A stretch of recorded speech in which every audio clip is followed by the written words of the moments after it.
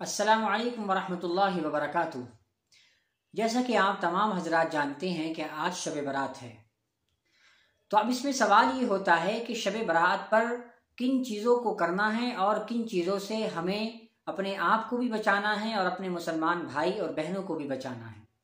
शब बारात पर किन चीज़ों का करना सवाब होता है और किन चीज़ों के करने से हमें गुनाह मिलता है, क्योंकि बहुत सारी चीज़ें ऐसी हैं कि उनका करना कोई ज़रूरी नहीं, लेकिन मुसलमानों ने हमारे मुआशरे में उसको इतना लाजिम कर दिया है कि अगर कोई उसको नहीं करता तो उसको ये कहा जाता है कि साहब तुमने ऐसा नहीं किया, तुम्हें तो ऐसा ही करना चाहिए था। तो बहुत सारी चीज़ें हैं जो शब बारात के अंदर गलत होती हैं। जैसे बहुत सारे लोगों का ये कहना है कि नहाना इसमें ज़रूरी है, और सिर्फ वो यही नहीं कहते, ये भी कहते हैं कि नहाने का तरीक़ा भी अलग होता है। शब बारात का जो गुस्ल है उसका तरीक़ा अलग है। बेरी के पत्ते लो, गर्म पानी करो, उससे इस तरह से नहाओ तो पूरे साल जो है बीमारियों से आदमी महफूज रहेगा, और इसी तरीके से उसको जादू और असरात से महफूज रहेगा।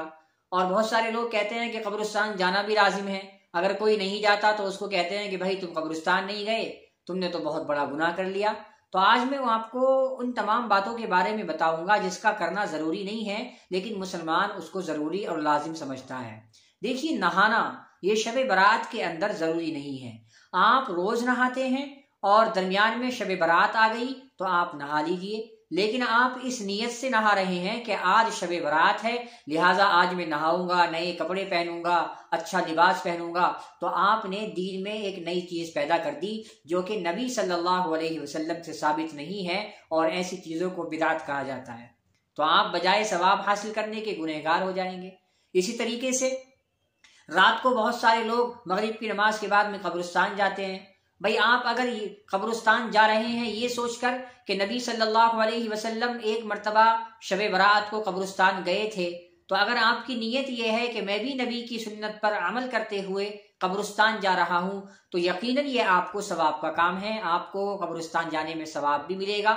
लेकिन अगर आप ये समझकर जा रहे हैं कि आज शब बारात है लिहाजा आज मैं कब्रिस्तान जाऊंगा, तो ये आपकी बहुत गलत बात है। इस चीज़ से आपको बचना चाहिए, ये बिदात हो जाएगा।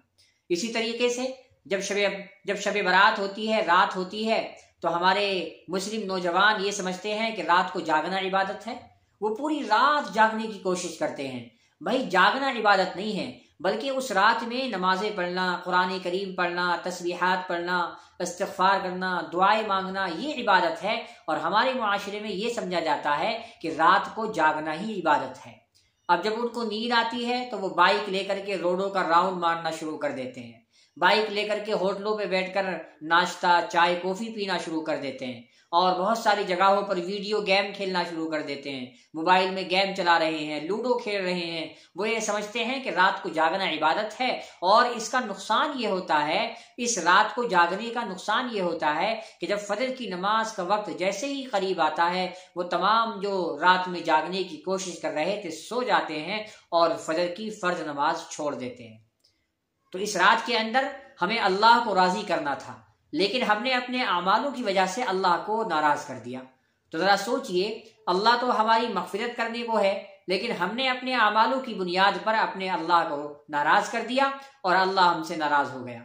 तो बजाय हमें सवाब हासिल करने के, हम ऐसे काम ना करें कि जिससे हमें गुनाह मिले। आप शब बारात है, आप जो है इबादत की तैयारी कीजिए, कुरान करीम पढ़िए, नमाजें पढ़िए, अल्लाह के सामने रो रो कर दुआएं मांगिए कि अल्लाह ये रात है, एक साल में एक मरतबा आती है, मैं बहुत गुनहगार हूँ, ए अल्लाह हमारे गुनाहों को माफ़ फरमा, हमारी वालिदैन की उम्र में बरकतें अता फरमा, हमारे घरों में खैर व बरकत अता फरमा, और मुझे तौबा पर कायम रहने की तौफीक अता फरमा।